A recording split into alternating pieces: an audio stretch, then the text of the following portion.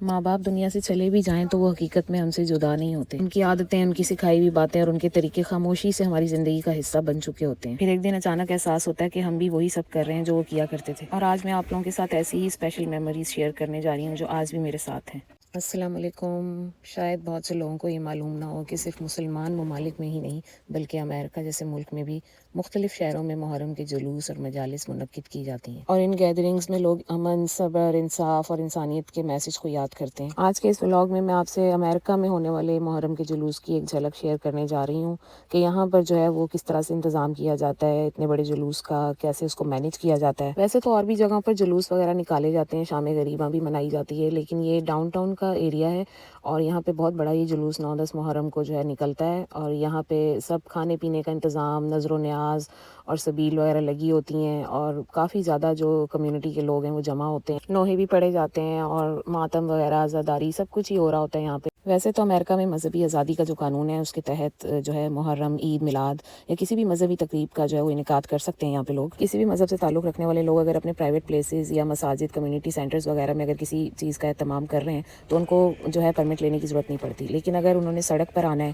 اور ٹریفک کو تھوڑا پرابلم ہوگا یا جلوس وغیرہ نکالنے تو پھر ان کو پرمٹ لینا ضروری ہوتا ہے. اور یہ پرمیشن جو ہے وہ عام طور پر آپ کو پہلے ہی سٹی کے اسپیشل ایونٹس ڈپارٹمنٹ اور پولیس ڈپارٹمنٹ سے لینی ہوتی ہے تاکہ وہ سیکورٹی کنٹرول اور ٹریفک کنٹرول اور دیگر جو ارینجمنٹس ہیں ان کو دیکھ سکیں. اس پرمیشن کے بعد پھر کسی بھی مذہب سے تعلق رکھنے والے جو لوگ ہیں نا وہ اس طرح کے ایونٹس روڈز وغیرہ پہ یا کسی بھی جگہ پر وہ آرام سے کر سکتے ہیں، اور سٹی کی طرف سے ان کو پوری سیکورٹی جو ہے وہ پرووائڈ کی جاتی ہے اس چیز کے لیے. دوسرے دن تھا جی 11 محرم کا دن، اور آج کا دن مجھے ہمیشہ اپنی امی کی بہت یاد دلاتا ہے. 9 اور 10 محرم کو تو ہم روزہ ضرور رکھا کرتے تھے، اور جب تک امی ہمارے ساتھ تھیں ہر سال محرم میں ضرور چنے والے چاول کی نیاز کروایا کرتی تھیں. ہم جس کمیونٹی میں رہتے تھے وہاں حلیم وغیرہ جو پوری رات وہ دیگوں کے اندر بنائی جاتی تھی اور صبح پھر وہ گھروں میں بانٹی جاتی تھی.